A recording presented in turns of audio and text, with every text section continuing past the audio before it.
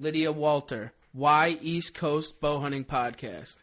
Because neither one of us wear pink camo. East Coast Bowhunting Podcast. 4, 3, 2, 1. Look, man, I'm from Wisconsin. I listen to the East Coast Bowhunters because you don't get anything more real than these guys. Because East Coast Bowhunting sets the standards for keeping its listeners informed on everything that matters in the hunting industry. It's nice having somebody, local and represent the East Coast boys. The East Coast is going to saddle up. Number one source for slaying whitetails on the East Coast. Well, you might see Jesus if you actually do something, it'll get you into heaven. Why East Coast? Why not? I'm East Coast, baby. That's how we roll. Chew on that. Come on the show, a stranger, and you feel like one of the boys when you leave. Because I get my hunting camp anytime I want. There's some absolute monsters roaming the East Coast, and I think it needs a little attention, so why not bring it to the East Coast Bowhunters Podcast? Man, because East Coast is a tight-knit crew, and y'all like me. Raw, real, no bullshit. Because you guys are hometown boys. I love you guys. East Coast Bowhunting Podcast. This is Kurt Geyer with Working Class Bowhunter, and East Coast Bowhunting Podcast is the only hunting podcast I'll tune into.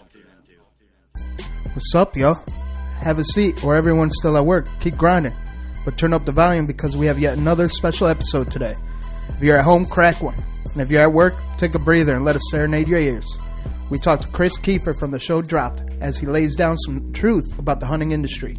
He gives us a different view of survival as well as being in front of the camera. This is East Coast Bowhunting Podcast, and I'm your boy D-Rock here with Trev and Ryan.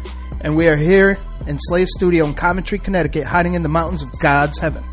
We are brought to you by Shebeen Brewing. Shebeen. The Hunter's Beer. 100 Demons, East Coast hardcore music known worldwide. Trev's Euros for all your Euromount needs. Encore Targets, self-healing targets to self-heal your pockets. Meyer Trail Cameras, who's on your hit list? Outright Hunting Products. The Morph Pro is the last bow hanger you'll ever buy. Death Wish Coffee, fueled by death. Ethics Archery, it's like steroids for your arrows. Tree Thrasher, imitate the wild. Nor'easter Game Calls, get them in close. And buy your ECB Blood Series turkey pot calls, box calls, and Little Mother Clucker. Motherfucker. Saddle up with the Wild Edge Inc. and live wild with the leader of mobile hunting and get you a perch, which is the only accessory platform for your Wild Edge step. This show is driven by Scranton Motors and powered by Scranton Power Sports. We are presented by Working Class Bowhunter, the only podcast that has laid down the pace for others, the brand in the hunting industry. This is the East Coast Bowhunting Podcast, and we are here as always for new and old hunters by sharing our experiences in the woods through playing and slaying. What's up? What's up, D-Rock? What's up, fellas? What's going on? So pumped. So pumped for what? Chris Keefer, man. Hell yeah. So we're going to be talking to Chris Keefer in a little bit from Dropped. It would have been nice to get the brothers on together, but it's hard enough getting lined up with the schedules for just one, never mind both of them. So how was your past week, Ryan? Past week, man, just grinding at work. As you guys know, if you've kept up with our episodes, got a new job, and I'm just grinding 5, 6, 7 days a week. So not a ton for me in the field, but out there making that money. You got out and did some foraging, though. Did get out and do some foraging. Trevor and I, we had a hell of a day. That was on Sunday, right, Trev? Yep. Hell of a day. Your ramps, your wild onions, your... That was Sunday? Because you posted Saturdays for the boys. Oh, it was Saturday. It was Saturday. So we had the ramps, the freaking wild onions, the pheasant back mushrooms, and we made a killing on those, Made up a bunch of butter. I know Trev did a handful of things with it, made some stock. Not truffle butter, though. No, not truffle butter. Okay. Cream cheese, I pickled a bunch. I did all kinds of crazy things. Yeah, all kinds of stuff. We made some stock with the pheasant back mushrooms, threw that in the freezer. So luckily I did get one day out. Appreciate the reminder with that, D-Rock. Yeah. Nice. What about you, Trev? You've been grinding. You got some good news, don't you? Yeah, grinding. Got a lot of opportunities, but I actually ended up putting down a bird. not the biggest bird in the world, but it was a Jake, and I did call in a Tom. He held up for at about 45 yards on top of a ridge for about an hour, and he went dead silent. And I called at him, and he ended up calling in 2 Jakes, and these 2 Jakes had more balls than he did, and they came on running, and they were beating the shit out of my Jake decoy, and I missed the Tom at 20 yards with a decap, and so what I did was I reloaded, got my concentration, and I stuck one, and I let the Zeus loose and pinned him to the fucking ground. You mean you cut the Zeus loose? I cut the Zeus loose. Hell yeah. So excited about that. Finally one on the board, and really excited. Hell yeah. You put out a nice little video, and can you explain a little bit why you were so emotional about it? I mean, it's been a little bit since you put one down with a bow, right? Yeah, it has been. I've actually, funny story is, I haven't killed one with the compound bow during the spring season. Going back in my pictures, I thought I did, but I definitely did not. So that was my first one with the bow, in the spring season. I've done it in the fall season. I've done it with the crossbow in the spring season, but not the compound bow. So that was my first one. But the reason I got so emotional and so upset in the video was it was just the grinding and putting all the effort forward and scouting and, you know, missing, hitting one and losing it, and then it all coming together and it just working out, and it just, my emotions just exploded. I started doing an interview with myself with the camera, and I just lost it. And it was just a ton of emotion all at once, and, you know, the appreciation of what it actually takes to put down an animal. And that's why I got upset about it. So your words brought you to tears, huh? They did. Yeah, I was talking to myself, and such a good talker that you made yourself cry. Exactly. I mean, not really cried and bawl, but I definitely got a little bit emotional, you know? Yeah, and I would have given you some Kleenex if I was there. You would have rubbed his back a little bit for him. It's all right. Shh. It'll be okay. Yeah. Daddy D-Rock's got you. Papa D-Rock's here. You know, I don't know. I'm upset that you know, I did have to do it. I would love to share the memories with you guys, honestly, but it didn't work out like that, you know? And no, it's all good. We work. We congratulate. We congratulate you on that kill, Trev. Yeah. I personally know. We both personally know how hard you work every single season, every single day. We've all been on a handful of hunts. We actually, you know, going back to what we did all week is last Saturday when we went foraging. Trev and I also turkey hunted in the morning. Of course, we had some. I think we called the turkey hunter in, but he walked right through the field, and we had some jakes coming at us. So definitely screwed us at that. And I know how hard you work, Trev. So congrats on that bird. Thanks, for man. sure. Yeah, for sure. And me and D-Rock prior to that had gone out and definitely we put in some time and just couldn't connect. It really sucked. I mean, we grounded a lot out of action and just can't. You know, it doesn't always happen all the time. So I mean, that's hunting. That's bow hunting, man. What did I tell you about saying that? That's bow hunting, guys. Tell me what would happen when you guys had shotguns. Tagged out. Yeah. So that's bow hunting. Yeah. I mean, there's nothing wrong with gun hunting. If that's your forte, then by all means. But we're on a mission this year, and quite honestly, the shotgun, that's like meant for like the last 3 days of turkey season. Yeah. You know? If you don't fill a tag, then I can't blame you. Break out the boomstick.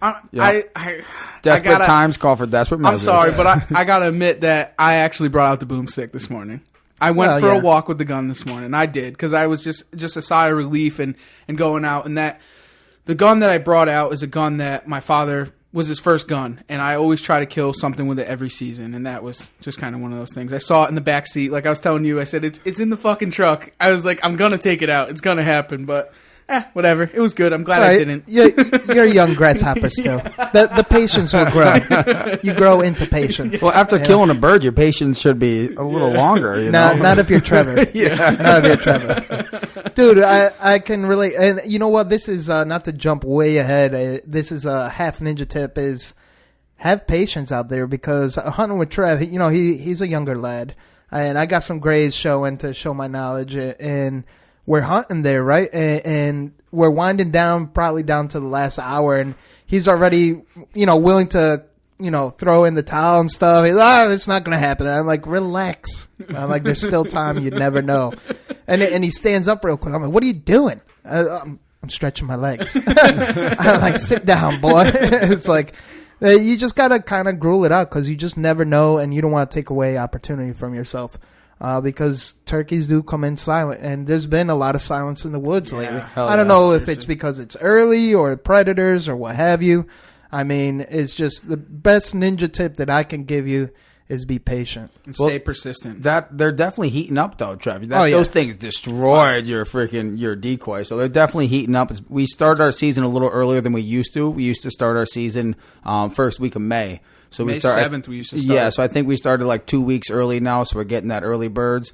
But they're definitely heating up now. So yep. Now we got that nice weather, and they're all getting fired and jacked up, and so it's gonna lay out to be a really nice season. I truly, honestly believe that.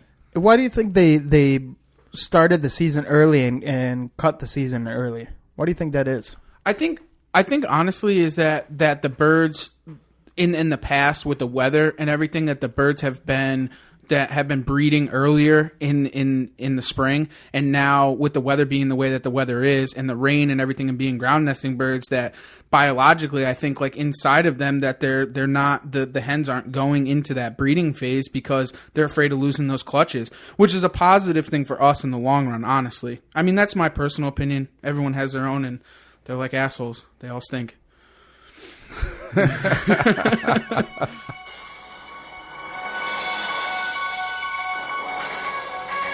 What's up, my fellow savages, all out there playing and slaying? Welcome back to the weekly Whitetail News, brought to you by Ryan the Porn Star. So as you all know by now, the traditional ways shoot and swap meet at the Coscob Archers Club has been rained out not once, but twice. So Trev talking about the rain there, we've been getting it hit hard. But there is one more rain date for Sunday, May 19th, so let's pray for some good weather, and we hope you all show up that day. On to other news, let's talk a little turkey. The season here is just about to wrap up for us. A couple kills for the East Coast team, but a little bit of a rough season overall. Now, just for our listeners, you can get a feel for the East Coast. Here in CT, we close on the 25th of May. The state of Florida, unfortunately for them, has already closed on April 21st, so they've got a little bit of an early season. Delaware has a closed season on May 11th, with Georgia closing close behind that at May 15th. So I hope all of you guys in these states had one hell of a season killing these sad daddy toms. Last but not least, our boys from Nor'easter Game Calls up there in Maine are still getting to kill till the end of the month. They close on June 1st. So now I want to switch gears here a bit and talk about something you guys hear me talk about very often, and that is coyotes. So specifically, I want to talk about the eastern ones, because we do have one hell of a problem here with that damn old Wile E. Coyote. The particular article I'm referring to was posted through the OutdoorNews.com. Now, according to this article, coyotes have lived on the East Coast from Newfoundland to Virginia since the 1930s. And according to scientists, now these dogs that roam our East Coast could become, quote, wolves of the East Coast. So quite the powerful statement there. To our listeners here on the East Coast, this is probably no surprise that the recent genetic tests have shown that they are actually a mixture of coyote, wolf, and domestic dogs, which is why they tend to be a bit bigger than the western dogs out there that a lot of our listeners are shooting. So as I preached before, let's all kill these damn pests. Whether you're out there deer hunting, turkey, squirrel, pheasant, I don't care what it is, but your hunt's over once that dog comes up because you got to kill that thing. Do it for conservation. And now, I'm going to go ahead and turn this over to East Coast Trev, bringing you the Spring Forage Report. What's up, Trev? Here in the East Coast, mushroom hunting isn't like it is in the Midwest with the morels. Here in the East Coast, they're high. They're very hard to find in the high and the lows. We have to look under elm trees, apple trees, crab apple trees, and ash trees. They're not very easy to find. But my favorite thing to find ash here... Ash trees or ash? Ash. I think he said ass. I think he said ass. Yeah, I didn't mean to. Ash trees. So they're actually a very hard mushroom to find here in the East Coast, and that was because all of our elms have been killed off in the past. But my favorite thing to find is ramps. And why I like to find ramps, they're actually a wild leek, and we also find wild onions. And those I like to find in the moist soil that's covered, like shady, that drains water. Like anywhere you can find, like, I guess, what is that shit called? Cabbage. Skunk cabbage. When you see skunk cabbage, check on the high side of the water bank, and a lot of times they'll be right in there. They're a double broadleaf plant, green plant. dig them down and get the bulbs. The best thing I could say, honestly, is cut the bottom quarter of the bulb off and replant it. When you replant it, then it can actually regrow because it's a perennial. So it's actually kind of a badass thing for future picking. On the other note on that with mushrooms, it's very important to know your mushrooms. Do your research. In past, like D-Rock did, D-Rock saw a mushroom, went out, got his information on it, and come to find out that it was actually edible. A mushroom that I've never picked or found before. So just know your mushrooms or you will Pay the visit. price. Yeah, you will pay the price, but you'll probably end up visiting Alice in Wonderland. It depends if you're into that thing or not, you know. But at worst case, it could be fatal. So please know your mushrooms. Yeah. That's what he's trying to express. Yeah. And all of you guys thinking, oh, let's go out and find some of them psilocybin mushrooms. Well, you're probably looking in the wrong spot, and you don't want to eat what you're looking for. That's for sure. They just shut down your immune system in a matter of a couple of minutes. You're done. There's nothing they can do for you. No saving you. No coming back from that one. There's even some that take about a week or two. So I mean, it's very important to know your mushrooms.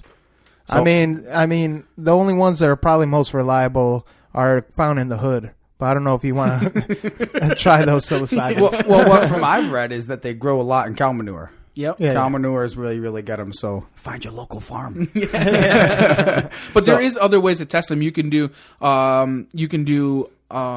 spore testing on them. You can research on that, how to do a spore test and what the actual spore print looks like. And they actually have taste tests for them too, but I wouldn't recommend them. I would definitely do your research before picking and eating any type of mushroom. So absolutely, Trev. So I want to touch on one more thing. A lot of you guys that are into reading and not just listening to these podcasts, I hope you're reading the Peterson's Bowhunting magazine. Greg Stagg has recently Greg Staggs. I apologize. I was getting there. I would have recorrected myself. The June issue is now on newsstands. Greg Staggs has written an awesome article about saddle hunting and just being your mobile hunter out there. And of course, on a couple of them Peterson Bowhunting ads, you're going to find our boy Boneyard from Wild Edge Inc. up on there. So make sure you get your edition of Peterson's Bowhunting for the June issue and find out what's going on with the latest and greatest of saddle hunting and being a mobile hunter. And that is your weekly whitetail news brought to you by Ryan the Porn Star and East Coast Trev. So besides Mike Salter, go ahead and send me some of your damn news. And send Trev the nudes. Yeah, Trev wants the nudes. Send Ryan the news and Trev the nudes. Yep. All right, fellas, let's get Chris on the phone. I'm ready to talk to this Keefer brother.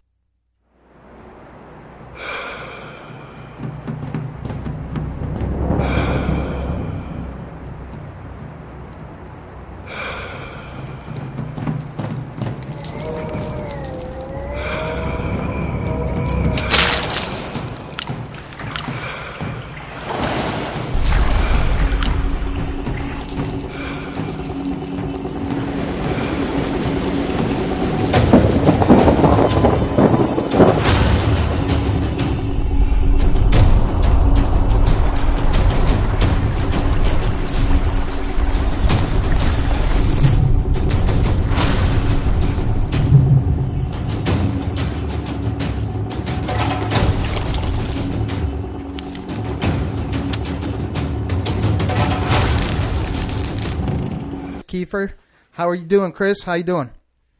I'm doing good, man. Appreciate you guys having me on. Hell yeah! Welcome to the show. It's been a long time coming, I would have to say, and you know what? We really appreciate you taking the time of day to pop on the show. So thank you. Oh, absolutely, man. I'm glad we could finally make it happen. The schedules have been nuts, but it's great stuff. Hell yeah! Hey, that's what it takes to succeed, right? That's it. Hustle and grind every day. You got it. You got it. So let's start it off right, Chris. Tell us who you are, where you're from, and where we can find you. Yeah, so I'm Chris. I'm the second half of, I guess, the Keefer brothers. My brother Casey and myself, we host several different television shows on Outdoor Channel, Sportsman Channel, probably the biggest one that dropped on the Outdoor Channel, and then Rival Wild over on Sportsman Channel. And we've got a new project coming out, which is going to be pretty amazing, that we're going to be launching in July. And we can talk a little bit later about it. It's kind of a secret right now, but it's pretty amazing stuff. So we're excited about that coming out. yeah, you can find us on Instagram, KeeferBrothers.com. We're pretty interactive with all of our fans, so try to keep things rolling. Hell yeah, I do have to say that's probably the best part and best feature about you guys is you're really responsive to your crowds and you're, not to call them your people, but your followers and supporters, which is something we said. I mean, along with success, I mean, people want to really get down and reach out to you, and that's I think it's a good kind of duty to give it back, you know? Yeah, I agree, man. I think I try to write every single DM that we get or I get back, and we certainly try to answer everybody. I mean, at the end of the day, it's the fans of the show and the people that support us that get us to where we go, and we feel like, if they're going to take the time to write us, I'm certainly going to take the time to read it and write back. So I think that's a big thing. Hell yeah. So to paint the picture, right now we're actually in our studio out of Coventry, Connecticut right now. Just for our listeners, first time chiming in on this episode, can you paint the picture of your surroundings where you're at? Because we're talking a little bit before we hit the record button. Yeah. As a matter of fact, I'm standing in the middle of a food plot right now in Midland, Michigan. So I've got some acreage here. Our companies are based out of Michigan. We have a production company, Rusted Rooster, that does a ton of outdoor television commercials and things of that nature. We've got kind of a long history in that production world. And so we've got that company based here in Michigan, and I'm just standing out here, and I was hoping to catch a turkey gobbling while we're talking. Hell yeah! We're still chasing their thunder chickens right now. Trev made it happen yesterday morning, as a matter of fact. That's awesome. Yeah, we've been chasing them here in Michigan. I think we got 6 or 7 down. We got some new guys up on the stick, and my nephew Casey's son shot his first turkey this year on their home farm. So just exciting stuff. Turkey's such a great time to get out in the woods and get after it. Hell yeah. That's good news. Congratulations to him and your nephew. That's awesome, man. Yeah, it was good stuff, man. If there's anything built to get shot in the face, it's a turkey. Yeah. Either that or decap them. That's right. That's right. Heck yeah. So let's go back in time a little bit and let's get to know you as a young lad. What was your first experience in the woods? So I grew up in Pittsburgh, Pennsylvania. In Pennsylvania, it's kind of crazy, man. Hunting is kind of like a religion down there. You get the first day of rifle season off, and but we grew up playing hockey. Casey and I played hockey through juniors and collegiate level, and we only got time to hunt when it kind of opportunistic, And my grandfather and my father, both big role models in our kind of outdoor career. So we grew up in Pittsburgh hunting, and I think started chasing rabbits with a .22, and then just really grew up from there and pheasant hunted. And then once I picked up my first bow, which I believe at the time was like a Martin Cheetah, I got that thing in my hands, and it was kind of over from there. So bow hunting just became a passion of mine after that. Hell yeah, that's exactly what we wanted to hear. That's awesome. Yep.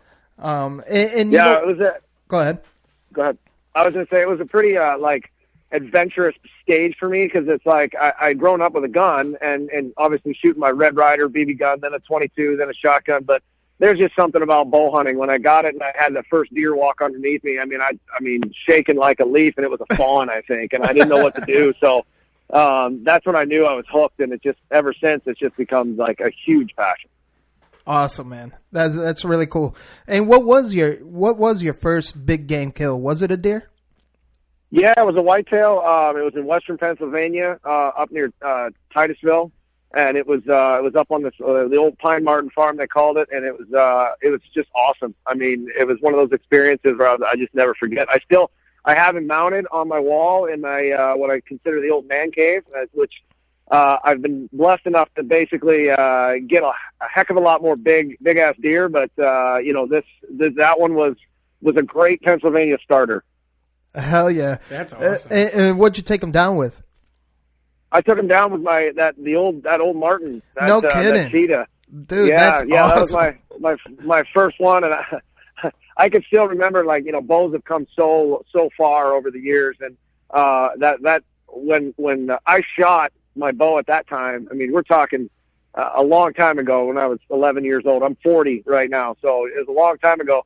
And that Martin, I think my dad came up and he said, "Hey, you shot, right?" And he was sitting like 700 yards away from me. So and he heard the shot. So he was like, "Hey, I heard you shot," and I'm like, "Yeah, I did," and I was shooting a bow. So he's like, I mean, it was loud, but it was still it got the, and I had those old XX, I think H75s, the old Eastons that were the size of a the baseball aluminums. bat. Yeah, the aluminums. Yeah, you know, with the camo on them, and you know, then I think I had a big Thunderhead, like 175 What were they, like grain. fall strikers? yeah, like giant. You know, it was like I think it shot about 80 feet per second, but it worked. You know, and That's awesome. It took down the first whitetail. So, and it was pretty amazing. That's badass, man. And did you process it yourself? Like, did you gut it yourself? Get your hands in a gut pile? Yeah, absolutely. I think that was one of the things that my father taught us, and like, you know, I think ever since we started hunting, I don't think he's got a deer since, and I think that he jokes sometimes that that's why he had us. You know, so we take care of that thing from the second it goes down. But we got into guiding after I left college and kind of realized there was no Stanley Cups in my future. It was over, and I was like, all right, let's get into this. And I didn't want to go sit behind a desk, so I started guiding. And I guided whitetail operations around the country, and then we had some operations here in Michigan and some other places. And we'd process up to 200, 300 animals a year, so that became a big thing, and also became a hangout place. And it sounds funny, but man, you get in the gut shed, you get in the cleaning shed, and drink a few beers and hang out with some music and skinning deer, and that's a memory, man. That's a good time. Hell yeah, you're talking our lingo right now. It got me goosebumps just like you paint a good picture, so I feel like I'm right there too, down memory lane. When did you know you were in love with the woods? Like, how old were you? Oh man, I was young. I grew up when I grew up in Pittsburgh. We called it a gully, which might be just a Pittsburgh thing, but it was basically just like a big area that had woods, and I think the sewer drain ran into it, but I'm not sure. But it was. For me, it was like every day after school we'd go to the gully, and Casey and I would go down there, build forts and fires and whatnot, and camp out. And I mean, I'm talking 7, 8, 9 years old. I was in the woods all the time, any spare chance. So nice, man, nice. And you mentioned college. What'd you go to school for? I went to school for graphic arts. Oh, no kidding. I went to Ferris State University in Michigan. That's what kind of brought me up here to Michigan, and I went for graphic arts.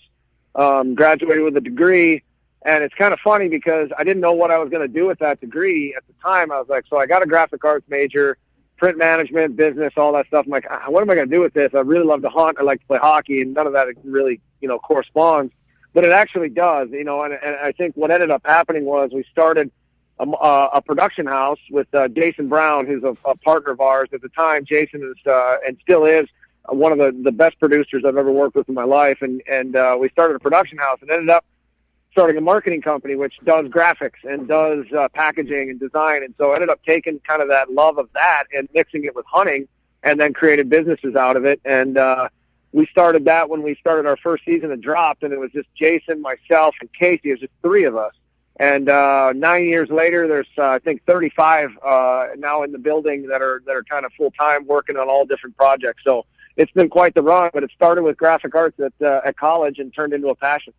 That's really awesome, man. I could relate there. That's exactly what I went to school for at Syracuse, was graphic design and mechanical engineering, as a matter of fact, because a different time ago, I was always huge into hunting, but I never really saw myself getting into the hunting industry as far as a career. It's really cool to understand the foundation of it, and it's really awesome to even see the transition. Now, do you guys design a lot of your logos or shirts and stuff like that out of your graphic design company or graphic art? Yeah. Arts company? Nice. Yeah, we do a lot of logos and designs. We actually, a lot of people don't know this, so it's kind of fun to talk about, but at Hatch Marketing, we have, we've got quite a few clients, but we've done rebranding for some of the largest companies in the world, like the Rage Hypodermic. Hypodermic was branded, and we kind of helped Fairdyne, which is a company that owns Rage. We helped them design the packaging and the mission statement behind the Hypodermic, and that's kind of where it all started back in the day. And we rebranded Muzzy to the new look that it is today. We've done all of Tink's 69, and we've kind of rebranded and done a lot of stuff with them. And today we still do all their marketing. And so there's a lot of companies in there that we work with, and Rack One is a feed system for whitetail that we developed with Arcus, and we've come out with Rack 1, the whitetail system. It's all deer feed. And Arcus is the kind of the company that owns Tinks and the rest of the Dead Downwind and several others. Ramcat broadheads, which is what we're shooting today. And those Ramcats, we helped kind of bring that to light here as of recently in a new package and other things. So that's what we do, is go in and work with different companies and put together their marketing and their campaigns and their message and what it all looks like. And we've been really lucky to be a part of some really badass shit over the years, which is kind of fun. Hell yeah, man. You know what? I'm definitely going to be chiming in from time to time because me and my buddy Garrett Benner, the Modern Assassin out of Maryland, we started a marketing business or marketing firm for the hunting industry as well. So please bear with me if I chime in from time to time and shoot you a text on questions. I'll make sure not to abuse that for sure. No, man, you're good, man. I'm an open book. I love talking about it. I love the creativity of the hunting industry. I think there's kind of a stigma in the hunting industry. It's R&D stands for research and duplicate, right? Yes. And so you got to stay ahead of everything. And that's what we try to do and bring to our clients, is just bringing something new, something that they need to see, and staying up with the times. Our industry tends to fall behind a lot, so it's always fun to say, okay, here's what's coming, here's what's trending, and this is what it's going to look like. And when you see a success hit, it's fun to see it on the shelves at Cabela's or at Bass Pro Shops. And you're like, oh, we did that, or, well, that's really cool. Check out that sign. That was done in our studio. So I think that's the rewarding part, of seeing it be successful. Hell yeah. It's a good point that we really stand behind. Is we always try to remind, especially the hunting industry, this is the United States of America, not the segregated states of America. Because it seems like in the hunting industry, people kind of get wrapped up in their own world, that they see people as a competition, more or less, just giving room and helping out everyone else, because we're, at the end of the day, we're all on the same side. Oh, absolutely. I couldn't agree more. I think we're all fighting for the same cause, and the more unity, the one voice that we can bring to everything, the better. I think you have to have an open mind and just get united. Hell yeah. That's a strong statement right there. It's something that we preach constantly. Yeah. Unity. I'm jotting that down in my notes right now. Get united. I like that. Yeah, you gotta get united. And again, I think there's just something that again, we're all, from outdoor television has, again, such a stigma, right? It's like, oh, these guys, I hate the term professional hunter. I hate that because we're not professional hunters. We have a job, and our job is to go hunt on television, and it's a job.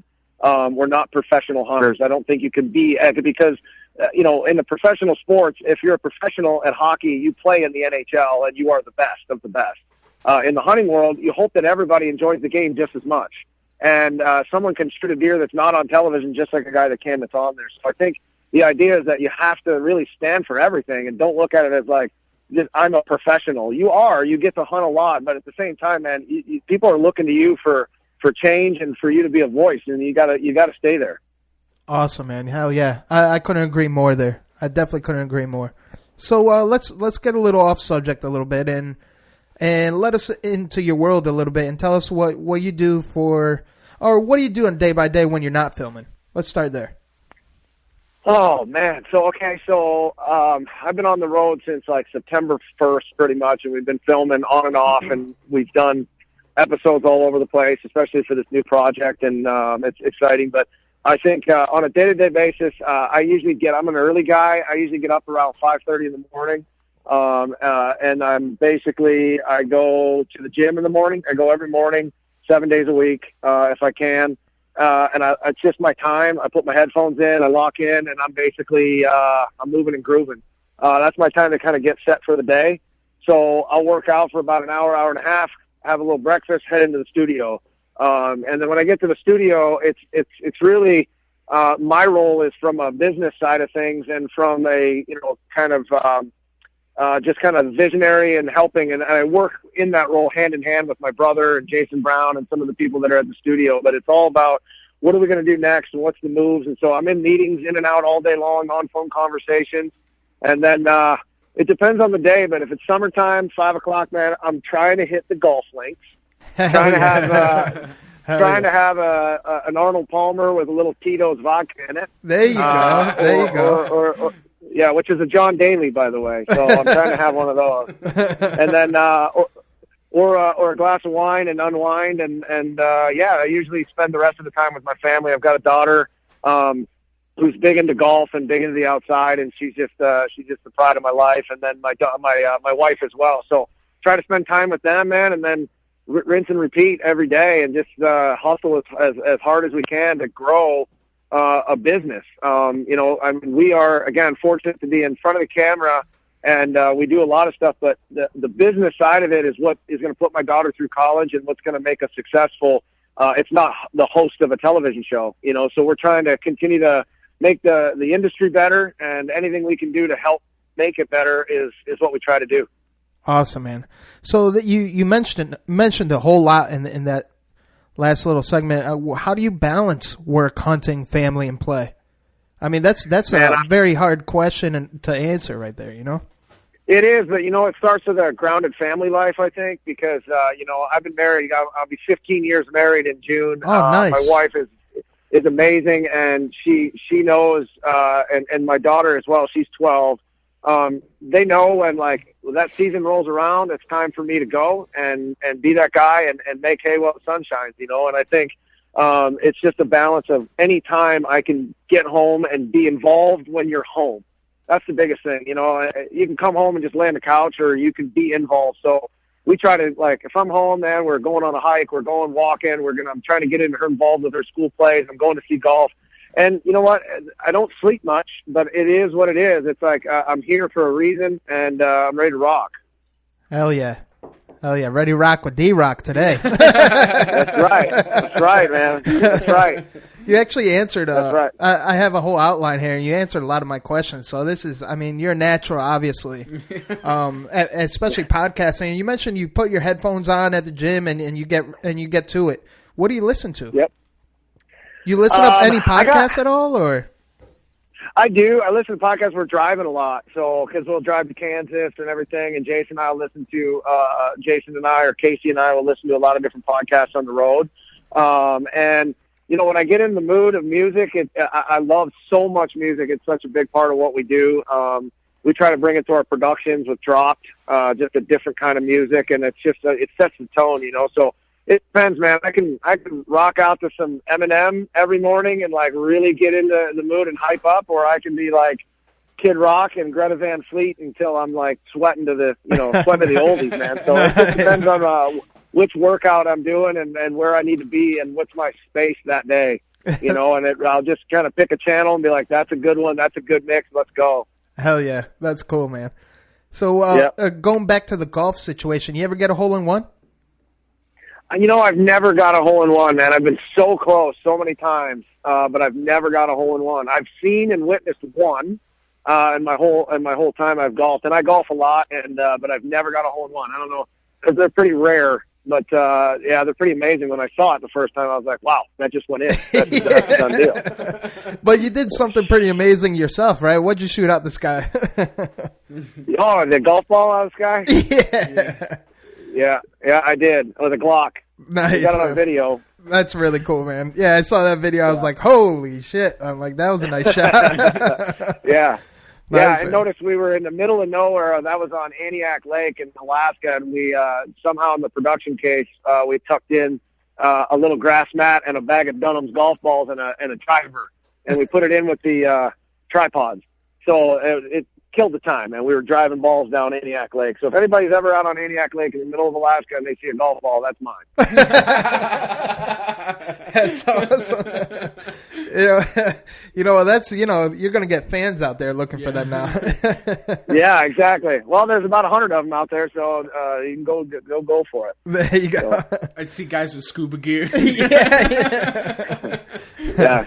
So yeah. This is cool, man. I'm really loving the conversation, and it's like you said, you're an open book, and that's really something to be said, especially someone that's a role model to many is being just down to earth and being human just like the rest of us, which is important, especially since you're setting the pace, so to speak, in the hunting industry. This way you have a good influence on people. You know what I mean?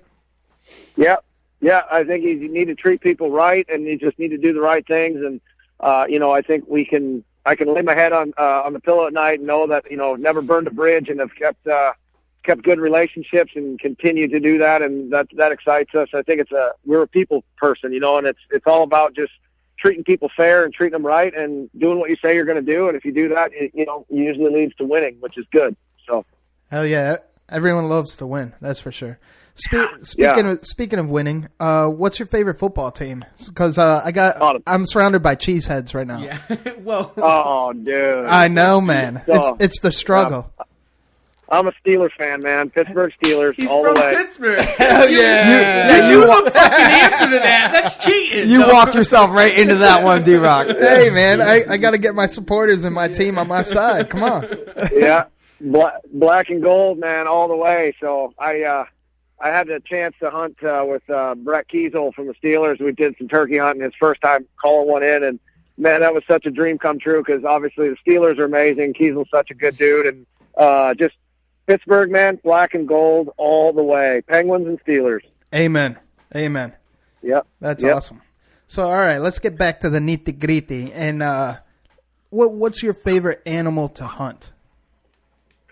Oh, man. So there's kind of two things here. So moose for me is pretty amazing because of the way it's done.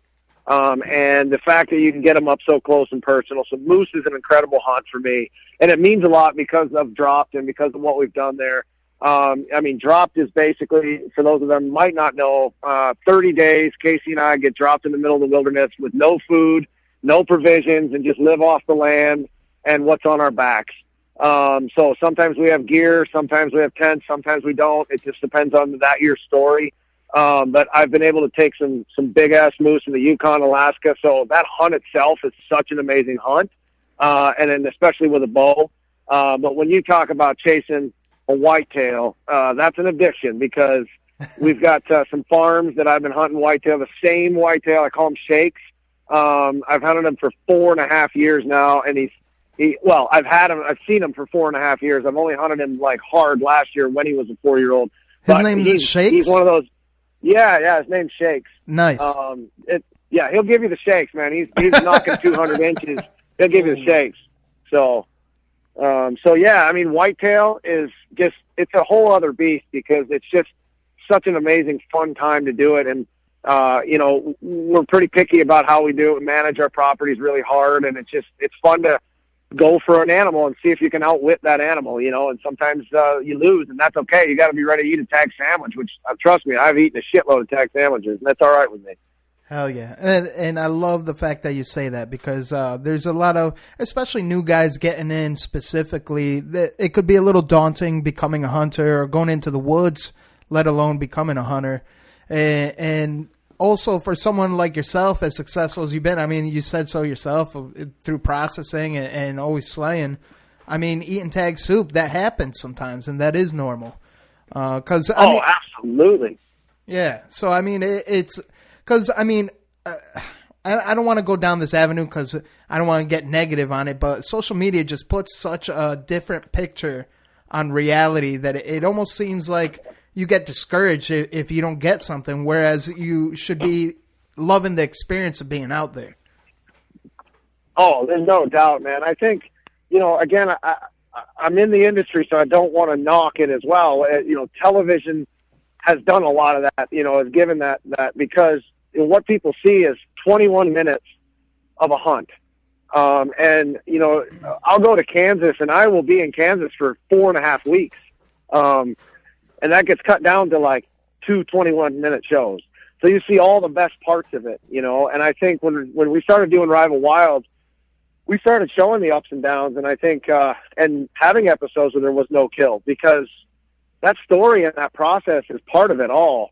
And I think when we first started Dropped and started doing it, we started to tell the story of 30 days in a row, because it wasn't anything new that people went to Alaska. That happens all the time. They go for Alaska 14 days. That's not really kind of anything new, but what you would see is 21 minutes of that 14 days. And so what we decided to do is tell the story of 10 episodes of 30 days in Alaska and the ups and downs, the fights that we get into. Casey and I, we're Irish hockey players. We will fight. It will happen. The hunger and but then there's the highs, like you have an encounter with a bear, you have an encounter with a wolf. I mean, all the things you get to see, but sometimes we come out of there after 30 days with one moose, and that's it. But that was the most amazing adventure we ever had, and it's not about the kill. It's about what you do while you're out there, you know. So you got to be ready to have tag sandwich, but, man, if you can watch the sunrise every day and watch it set and you're out in the woods, I mean, there's nothing better than seeing the woods come alive. I mean, it's just awesome. So you got to be ready for that. Amen. Amen on that, man. So who was your idol then versus now? I don't know, man. I have a lot of sports idols. You know, guys that I look up to from the sports world. You know, I think Fred Bear was just a guy that completely carved the path for all of us when it came to bow hunting, and our company was basically lucky enough to tell a story. There's a story called "The Father of Bow Hunting" as a documentary series that we produced on Fred Bear. It was really incredible, and it was so awesome to get in the vault at Bear Archery and kind of go through and see all the stuff that Fred had done for the hunting industry. And it's pretty amazing, you know, what he did back in the day with what he had to work with. So I think he's pretty amazing. Pete Shepley from PSE, I think, from an innovation standpoint. And, I mean, all those guys that have created those bows, I mean, what they've done is just absolutely tremendous for our industry. Yeah, that's definitely spot on for sure. So who do you look up to now?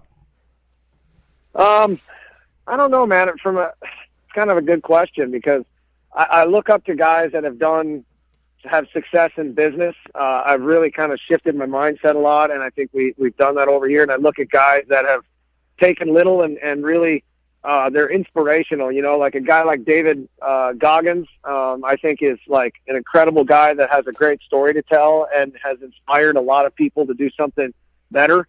And I think that's kind of the mission that my brother and I are on, and Jason and the guys at our company. I think we're just on a mission to try and inspire people to do something better with their lives. And I talk to a lot of people that are like, you know, hey, man, thanks for the inspiration. And I got off the couch, and today I walked 1 mile. And it's like, that's amazing. To me, that's an incredible thing. And we always say, be alive. That's kind of our mantra. And, you know, we just tell people to go live their best lives. So anybody that's in that space that is inspiring people to do something better, that to me is what I'm into, and the guys I look up to, and gals as well. There's amazing women out there doing the same thing. Hell yeah. And I could say, I mean, I'm not speaking for you, but it looks like you look up to your daughter as well. She's oh, man. She's all of you for sure. I don't know your wife, so I can't say anything about that, but. Yeah, no, I'd have to say that I do. My daughter, she's so smart, and I see things through her eyes, and I see her take on things, and I do. I absolutely think she's the love of my life. She's my world when it comes to that. But I got to tell you, man, my wife has been a rock for 15 years, and there's a time, and I won't get too deep into it. Obviously, I don't know if you guys want to or not, but there was a time 12 years ago in April that I got hit by a truck and died. And I actually had kind of a whole situation there where I came back, and there was he was dead for a couple minutes. I was in a coma. I broke my left femur, my ankle in 6 places. I lost vision in my left eye, and I was in a wheelchair for about 2 years. And my wife took care of me while taking care of our 6-month-old baby at the time. And so I think that changed the course of my life. At that moment, 12 years ago, is when it was like, okay, I'm here for a reason. I've got to make every single moment count. And she was really the person that taught me that. And so from that moment forward, that's where Be Alive, was kind of born. And that's where I started to take a different outlook on life, because you die once. Shit gets a little hairy after that. You gotta figure it out. You know what? I'm glad you brought that up, because I wasn't sure exactly how to bring that up. And I'm telling you, man, you're a fucking natural, man. Yeah. You know what? Crazy. Go ahead. It's almost like I do this for a living. It's crazy. You would think so. I don't know where you get it from. So how did you come across the show Dropped? How did that come into your life? Whiskey. Lots of it. Now we're talking. That's awesome. Yeah. Now you're talking our language again.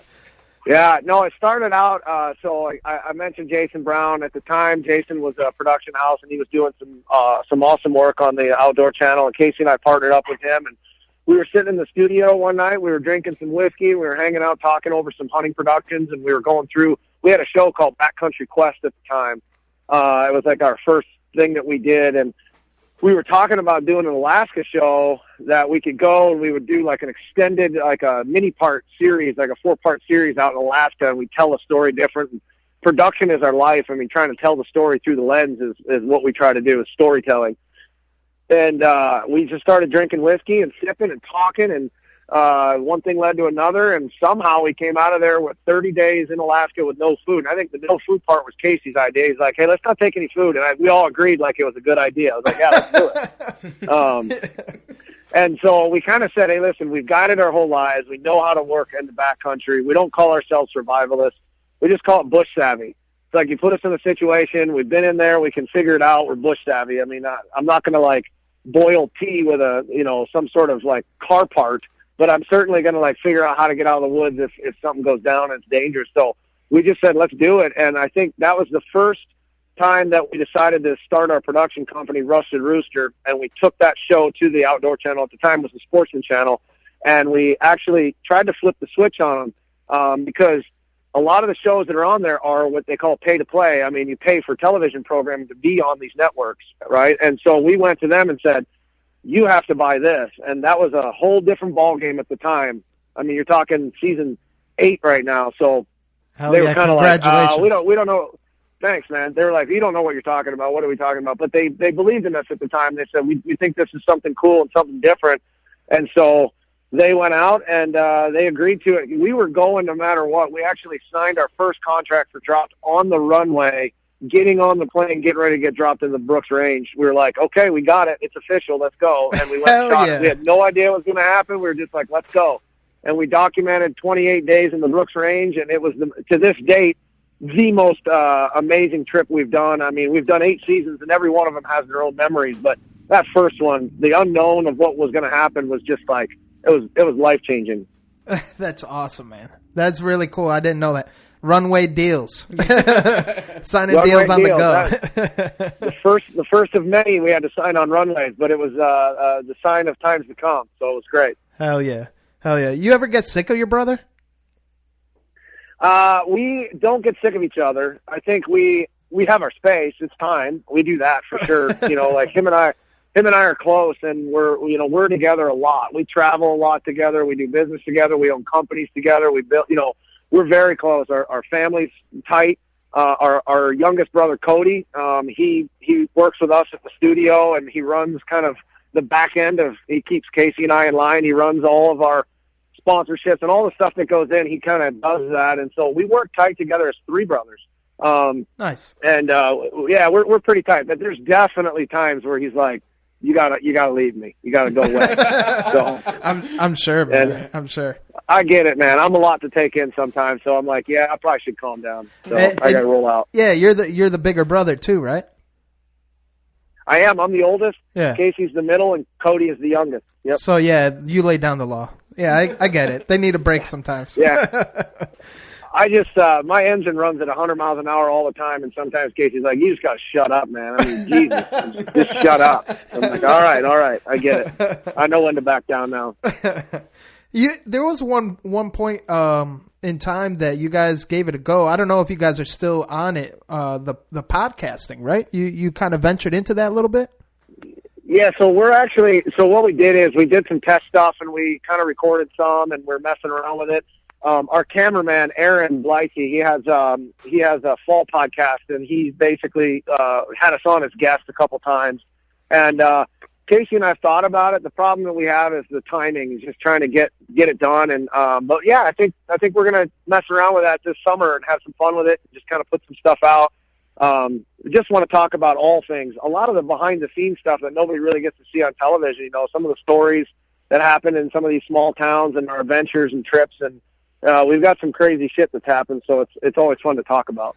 Hell yeah, and that's what we're all about because, like for example, I don't know if you know Cody DeQuisto from Lone Wolf. There was a point in time that you just heard his name a lot on a lot of different podcasts, and they were all asking. It was pretty redundant, and these are great shows too. But it was kind of like you could kind of tell he was in a routine of asking certain questions. And when we had him on, we didn't even talk about what he's into as far as business wise. It was just Cody himself, You know, and that's what we really try to get down. I always call it the nitty-gritty because we just want to get to know the person, the human being, you know, and not necessarily talk about what everyone already knows about. You know what I mean?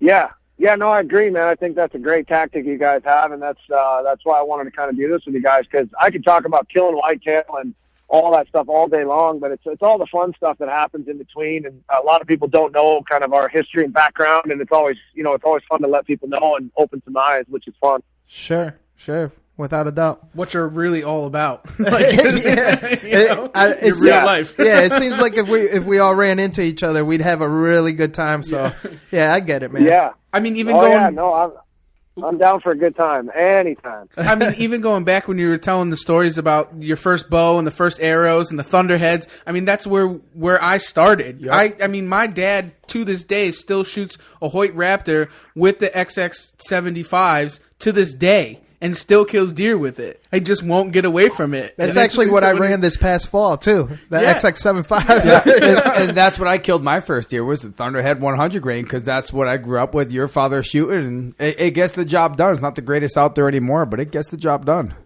And that's the real of it. Hell yeah! You know? Oh man, this is great, man. So, Chris, what does conservation mean to you? I'm getting a little deep on this. Yeah, no, it's fine, man. I think we just had this conversation the other day, and Casey and I were talking about. I think there's two parts of conservation that I think our company, Be Alive, which I got to mention if you guys don't mind, but go BeAlive and .com and Be Alive Outdoors on Instagram. We try to bring a bunch of stuff to the table when it comes to this, but inspiration is one of the things that we try to do, as we talked about. But I think when it comes to conservation, there's two things that we need to focus on. That's reclamation and protection. So we got to go in, and reclamation is basically reclaiming the shit that we already fucked up. You know what I mean? And so we got to really look at it and say, what have we done that we can go fix? And I think that's a big problem. And then protection is, what can we do for the future? What can we kind of work together so that problem doesn't exist in the future? So for me, it's really focusing on those two issues.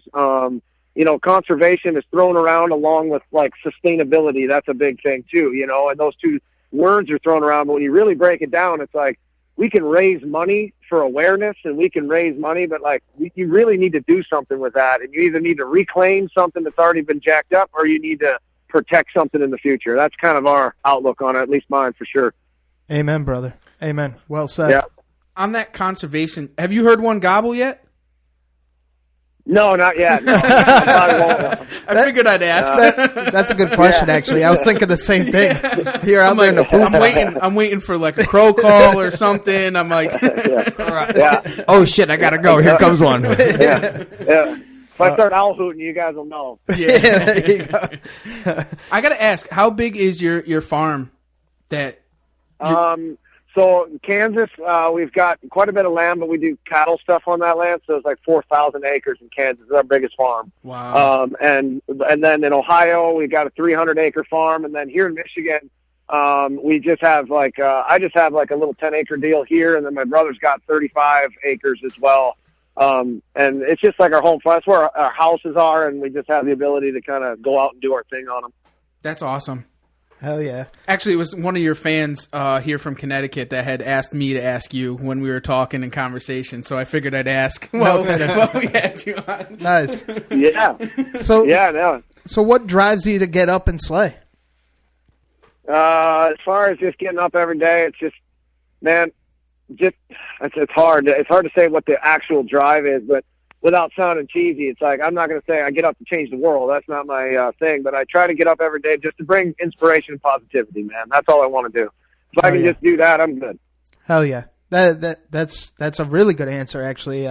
My buddy Kurt Geyer from Working Class Bowhunter, I mean, that's his motivation as well, and he's actually got the tattoo Inspire on his knuckles. I mean, he don't get more committed than that, so that's awesome to hear, man. Like-minded people. Yeah. Like-minded people. Yeah, no, absolutely, man. Inspire positivity. I have a tattoo across my forearm that says "Awake my soul," and it's basically just let's go. What's out there that I can dig into? What's the adventure? What's next? Hell yeah. Oh, and speaking of souls, so when I do look into your eyes, Chris, being a ginger, why does it feel like my soul's leaving? Because I probably could skin suit you and wear you home. I do have a special set of skills. Awesome. Those are the skills that we do not talk about out loud. But yeah, I do have a special set of skills. So it's probably correct that it would leave your soul. That's right. Oh man, that's great, man. I'm in tears right now. Oh man, that's cool, man. So, what were your goals then versus now specifically? Like, there's got to be something back when you were a lad versus now when it comes to hunting. Yeah, no, I think back then I looked up to a lot of the guys that were in the industry, and I looked at them as hunters. I'll give you a perfect example.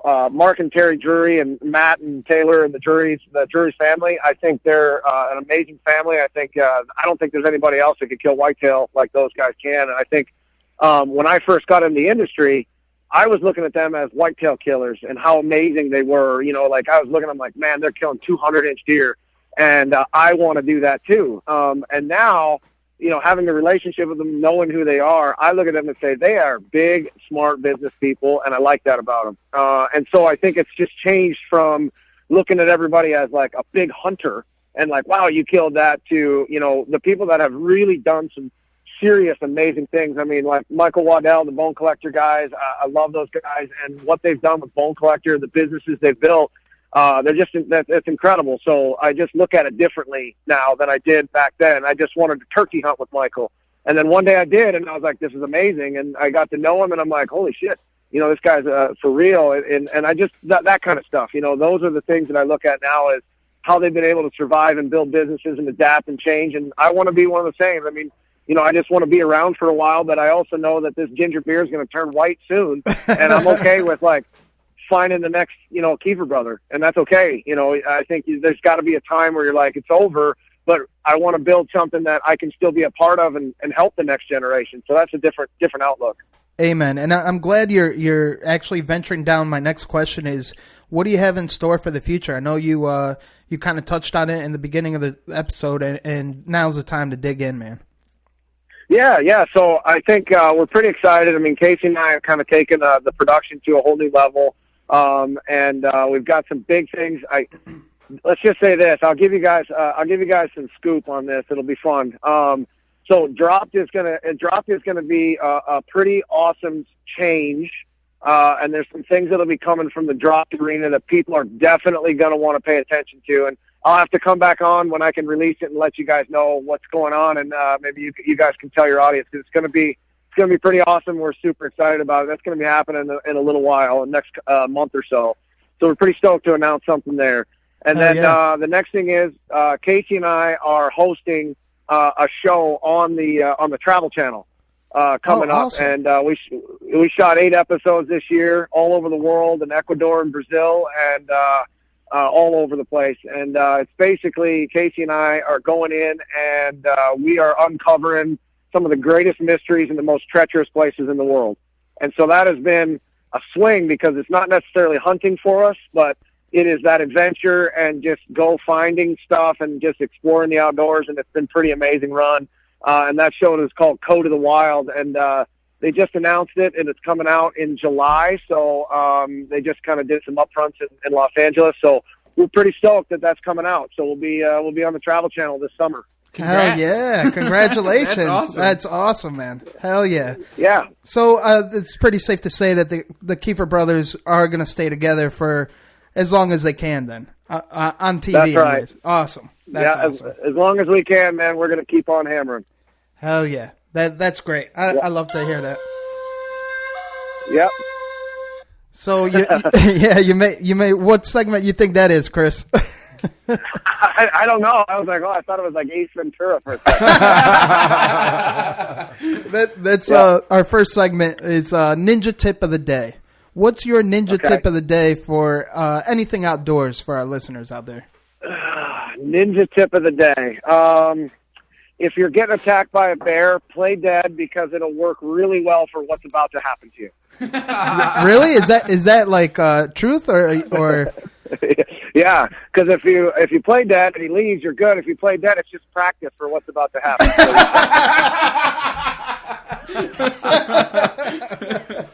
Oh man, that's great. That's a good tip. Yeah, yeah, that's a true tip. Yeah, that's truth right there. That's dropping down knowledge. Dropping knowledge. Hell yeah. Watch out. Oh man, Yeah. hit it, Ryan.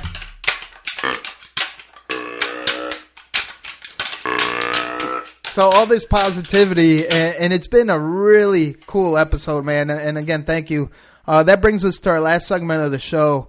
What rattles your antlers, Chris? You seem like a very positive person, but there's got to be something that gets under your skin. What rattles your antlers in the hunting industry? Ego rattles my antlers. So I think it's time for everybody to just sit back and realize that it's their job and it's awesome, and just check your ego at the door, and just be happy that you're able to tell stories and hunt and kind of push this industry forward. That's my biggest pet peeve in the world is egos that, like, you know, guys that act like and gals that act like they're walking a red carpet accepting, you know, Oscars because they're on outdoor television. You know, that's just some hard truth. You're not. You're paid to be there. So be good about it, accept it, and be a good voice. Take that opportunity and change it around. So, amen. Because Chris Keefer said so. That's it. You know, that's right. That's right. And that's not my ego talking either. That's just me saying that. Right? Yeah, that's you being real. That's you being yourself. Yeah. On East Coast Bowhunting Yeah. Podcast, man. That's what we want. That's exactly what we want, man. So we want to be sensitive to your time. It's 7:00 on the nose, and you got a dinner date, and let's just end it with a round of positivity. Trev, what you got? Round of positivity is just spending deer camp with Chris Keefer, the most badass motherfucker. I'm just like, my jaw is just on the floor, man. I'm like almost speechless throughout this whole entire interview. I can't thank you for taking the time out of your day to do this with us, and it's been real, and I hope we can do it again, and the best of luck to you in your adventures coming forward. Awesome, man. Appreciate it. Hell yeah. Ryan, what you got? Hell yeah. To end on a positive note for me is I'm just thankful. I'm thankful to be alive. I'm thankful to have a roof over my head. I'm thankful to have a great woman at home, food on the table, and a great upbringing in the outdoors. All which brings me to be here with my boys, podcasting with legend Chris Keefer on the phone, on the line. So I'm just thankful to be here every day. So thanks, guys. Thanks to everyone. Awesome, man. Maybe in the future we could get the brothers on at the same time. Maybe for that big news coming in a month or so. Definitely. Let's do it. Hell yeah. Chris, what do you got? Round of positivity. Hey, man, just live your best life, man. I'm just thankful that I'm here, and I, like I said, man, just get outside, do something that you didn't think you could do today. It doesn't matter what that means, whether that means get up and watch the sunset, or that just means you're just going to try to get to the top of that mountain. But do me a favor, get off the couch, put down the remote control, and get outside. Just be alive and live your life to the fullest. Hell yeah. Chris Keefer, bro, out. On that note, stay stepping and stay slaying.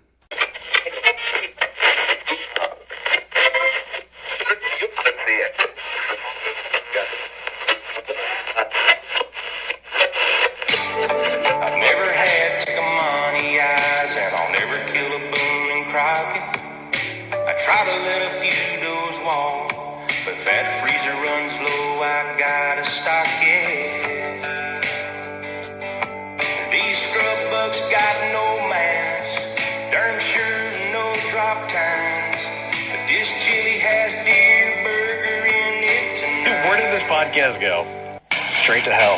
Yeah, speaking of hell, check out East Coast Bowhunting Podcast. We keep it real on East Coast. First of all, I'm addicted to the show. I like that. That's cool. Whole hunt, you live it, you breathe it. It's a whole different world. Just East Coast has a little bit more of an edge and a grind. It's a fantastic thing. You guys are fucking awesome. Well, number one is you guys like beer. I want to feel like I'm hanging with the boys. You're the guys that showed up. But I actually saw Jesus. The point where it is now, where it's insane. Let's get the fuck out of here. Just want to get the realest people possible in the industry. And it's not pissing people off. We're not doing it right. Nothing forced. All fucking natural.